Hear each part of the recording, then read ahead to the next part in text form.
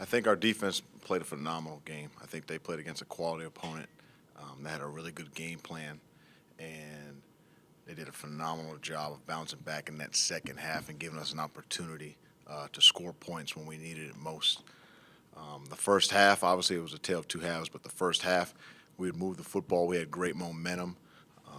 And then, we shoot ourselves in the foot, whether it was an overthrown pass, whether it was a drop touchdown, whether it was a missed block. We shot ourselves in the foot a number of times. We missed some field goals, and it just was a tale of two halves. And in the second half, our guys, we fed off the defense, their momentum, them getting turnovers, them making big plays, allowed us to capitalize on the success that they had. And really, it was a great team victory because you're down 20-something points at 7 at half, and you're feeling frustrated because you know there should be more points on the board. But our guys were resilient, they were persistent, and they stayed the course, and they never gave up, which is a credit to them as a team. Looking forward to Presbyterian here, a very, very disciplined football team on defense. I had a chance to watch them over the years, and they've always been the same kind of defense. Very tough, they're very physical, and they won't quit. And when you play an opponent like that, you gotta be consistent in the run and pass game of executing on first and second down, because on third down they do a really, really good job of stopping you. And so for us to have success this week, we're going to have to run the football, convert on early downs, and stay out of long third down situations, and not turn the football over. Talking about the first half frustrations and kind of leaving points on the field, is it tough sometimes when one thing happens to not kind of let it snowball? Like one guy jumps, false start, then you get an incompletion after that. You're trying to run tempo, all those things. Does it just kind of seem to snowball sometimes? Indeed, it gets frustrating at times when you know that your guys prepared so hard all week, and you put them in the right position as a staff, and there's a bad snap, there's a missed block, there's a drop ball, or there's an overthrown ball, and you're like, guys, this was Tuesday and Wednesday we did this. The only difference is it's in the stadium and there's people watching you do it. That's the only difference. But that's football. These guys are 18 to 22-year-old young men. Do we expect them to be, NFL caliber guys? No. But we can put them in the situation that they need to be in to execute. And when they needed to, they did. They always need to, don't get me wrong. But when we needed it most, they did. So with that being said, yeah, it's frustrating, but at the same time, it's to be expected because these guys aren't perfect. I don't make perfect play calls. I made errors on Saturday night, and we forgive those guys, and they forgive me, and we move forward. What have you seen in Carrington Mosley's development in the last 2 years, from being a guy who got a change of perspective with with you being promoted offensive coordinator, Scott Downing coming in as running backs coach, the acronym he's bought into, MOM, of make one miss, and really shouldering the load this year after he was relatively unknown through his first couple of years here? Yeah, really what we try to do with Carrington is put him in the best situation possible for him to be successful. And that's really just analyzing what he does best in the run game, both internal and external runs, and then what he can do in the pass game. And with that being said, we've identified exactly what his skill set is, and we've coached him up on how to maximize those things, and any limitations that he has, he's aware of, and we try to prevent ourselves from putting him in that position.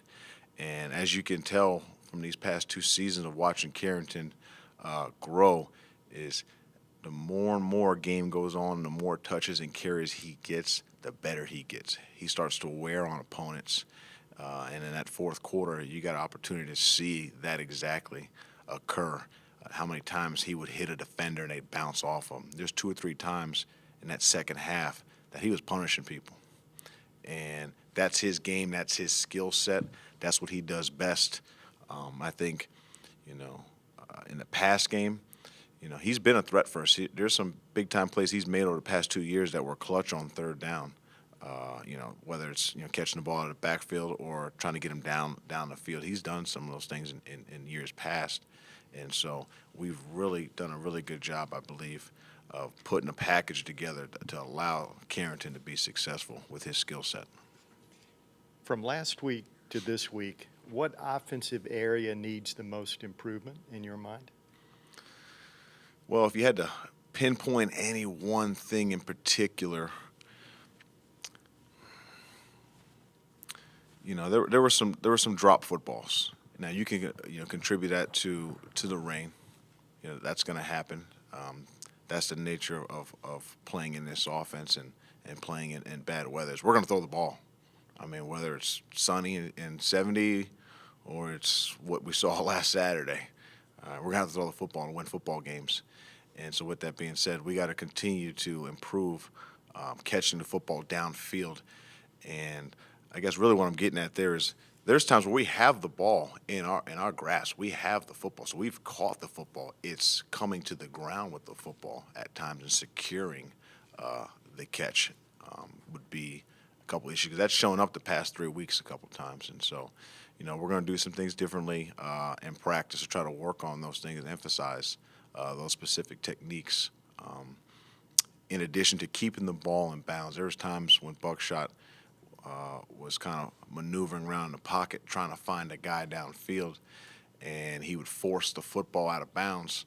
And we call those foul balls. They're good for nothing. We're better off handing the ball off to somebody or pitching it versus throwing the ball away when you got guys that are running down the field open.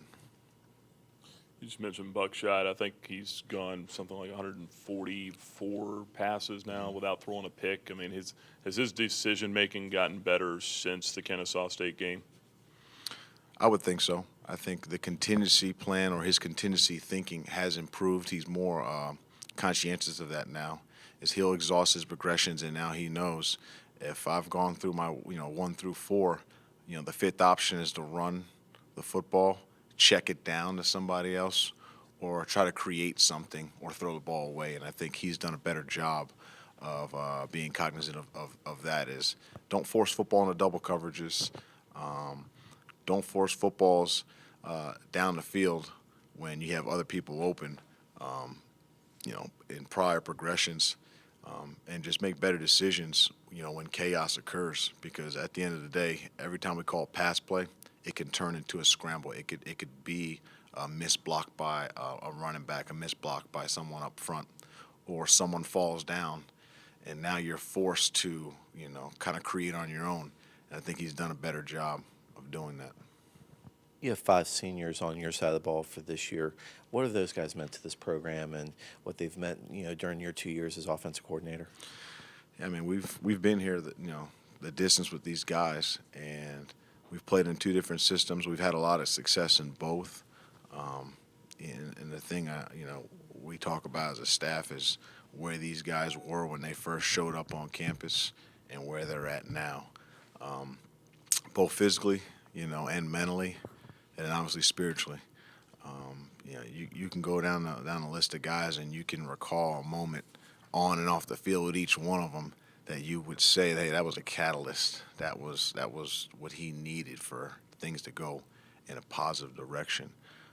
And we're just thankful for those guys just because, without them we wouldn't be where we're at today, in a lot of those position groups, because those guys are leaders right now for us, and they keep those guys together, and they've kind of mentored those guys and modeled, the way for each position group.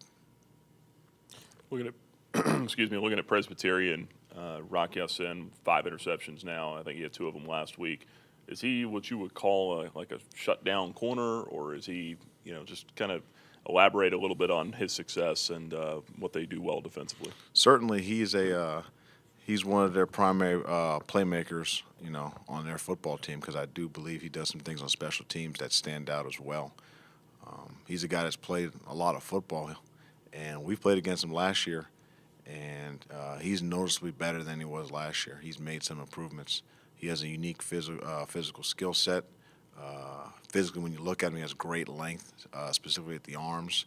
And so with that being said, he's going to get his hands on a lot of footballs. He's going to contest a lot of catches.